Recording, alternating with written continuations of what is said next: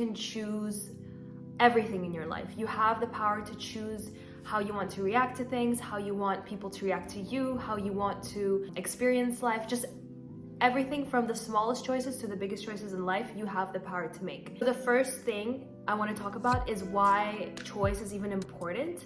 And this all comes down to the fact that the choices that you make are linked to your beliefs. So they are basically the foundation that create your belief system, that create your subconscious beliefs that run your whole life. It's really small aspects of your daily life that don't seem so noticeable, but can have the most impact when you're trying to change your beliefs. One great example is just like your own life right now. Up to now, you lived your entire life making certain choices, and whether those choices were good for you or bad for you, and the balance between the two is what created your belief system and what created how you operate in your daily life and how you're going to operate in the future if you're not aware and you don't choose different choices or take different actions. The inspiration really for this video was a quote that I heard from a podcast, which I can link below, but the quote was, "Your belief will only be as powerful as your weakest choice." Essentially, what that means to me is that the choices that we make dictate the beliefs that we live and that we basically operate from.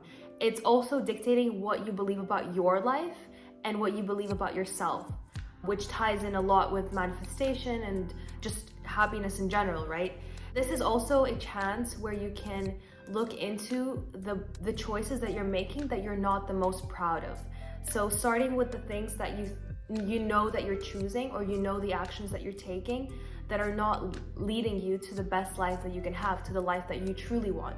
And this ties a lot in with self-love and self-worth, because let's say, would you keep making the choice to stay in a relationship that's not the best for you, or stay in the job that you know you really dislike and not pursue your dream career, or eat food that makes you feel tired and like bad in the long term, or even like overworking yourself? You wouldn't choose those things if you truly had the self-worth and this belief that you can have better, or if you had the self-love for yourself to know that this is not exactly what you want and you know you deserve better. I'm talking really about the simple choices that you make every single day that basically show us whether we have areas of our life that we still need to develop self-love in, or other areas of our life where we're good in terms of self-love. So looking in the areas of your life where you feel like you're making the choices that you're not the most proud of, whatever that means for you, that don't make you feel your best, that don't make you feel like your ideal self, that's where you should look and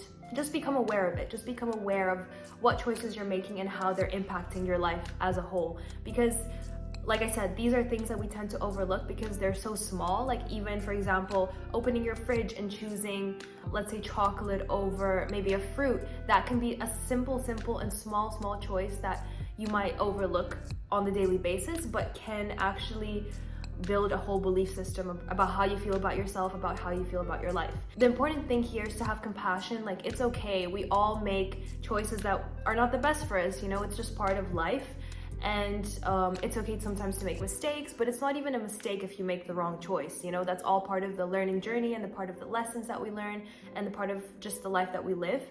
But knowing that we have the choice is what can help us make our lives even better. Just the simple fact that you have the power to change the choices that you make, or choose differently, or choose the same if that's what's working for you.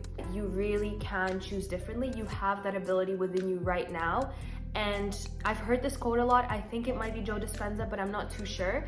But it's basically, you can't keep choosing the same thing over and over again and expect different results. So if you want to live a different life, you have to make different choices. If you want to be a different person, you have to take different actions. And you have to think different thoughts. Like if you are, let's say, working a job that you don't like right now, but your dream is to have your own business, you can already tell that these two people, your ideal self and your current self, are probably thinking different thoughts. You know, like on the current self, you're probably thinking how I can improve it in the work that you're currently doing. But in your ideal self, you'd be thinking how you would be building your ideal business. So it's completely different topics running through your mind throughout the day. And the choices that you make are also different. Let's say in the current self, you would go to a specific building for your work, but then in your ideal self, maybe you would have a home office where you would just, you know, walk to the other room. It's basically these small differences that create that whole life. If you want to create a different identity, you have to choose different things. You have to choose different actions, you have to choose different thoughts, and you have to choose different beliefs. And the beliefs naturally build themselves from the choices, the actions, and the thoughts that we have. So here, I really invite you to think about what choices would your ideal self make. So thinking about the perfect person that you could be right now, like what is your ideal self right now? And it doesn't have to be super different from what you are already, but like what is the difference between your ideal self and your current self? What would your ideal self look like? And from there, working your way into more detail about what choices they would make, what actions would they take, what activities would they be doing, what kind of hobbies would they have, what would they learn about, what would they do throughout the day. Like maybe instead of scrolling on social media, maybe you would use like that 30 minutes to learn about sales, or learn about marketing, or learn about something that is useful for your business. I'm just using the business as an example. But it could be whatever it is that applies to you, that looks like your ideal self, that you can make choices in. Start simple and keep it all very simple as you make the changes. For me, for example, when I discovered the simple power of choice, it was really through when I was sick one time and I had to drink a medicine that tasted really, really bad. And basically, I had to drink it for, I don't know, like a week or something, every day, like twice a day. And the first few days, I was dreading it. I was like almost like gagging while I was drinking. It was just like not good at all. And then like after maybe the third day, I realized like what happens if I just decide right now that it tastes good? What if I just like, what happens? You know, it was kind of like an experiment. And what I did was, all I said was like, before I sat down to drink the medicine I had to drink, I just kind of said, I decide now that it's bearable. It doesn't have to be even good. Like I just decided that it will be bearable. It won't be so difficult to drink. I will drink it in one go and forget about it. And lo and behold, that's exactly how it worked. That's exactly how I experienced that situation. It was just super simple, super easy, super bearable. And then every time from there, I would just choose exactly how I want an experience to be, or how I want an experience to feel.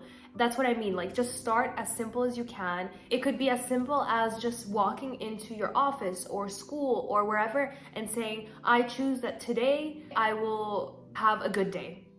Or today someone will give me a compliment. It could be fun to like experiment, and it's sort of like a manifestation technique in itself, where you just experiment with choosing something and seeing how it works and seeing whether it comes to you. And then from there, you can kind of also figure out your best manifestation techniques that work the best for you. So for example, let's say one day you make a choice and it doesn't come as you expected, or it just doesn't work for you, then you can come back and ask yourself, like, how did I ask? Did I ask with surrender? Was I able to let it go? Or did I keep coming back and thinking about it all day and wondering when it's gonna happen? And then the next day you could try it again and then see whether you can surrender more and let go more. And it's really just an experiment. Treat it as an experiment. And trust me when I tell you that like every choice you make, and the more aware you become with the choices that you make, the more your belief system will change to serve you better. It will change in a way that makes your life easier, and subconsciously you're going to start to believe that you're more worthy and you can love yourself more and you can make choices that are better for you in whatever you do. So I hope this helps. I hope you enjoyed this video. Make sure to subscribe if you like this content and give it a like, and let me know in the comments below if you have any questions or feedback. I'm wishing you a great day. Bye.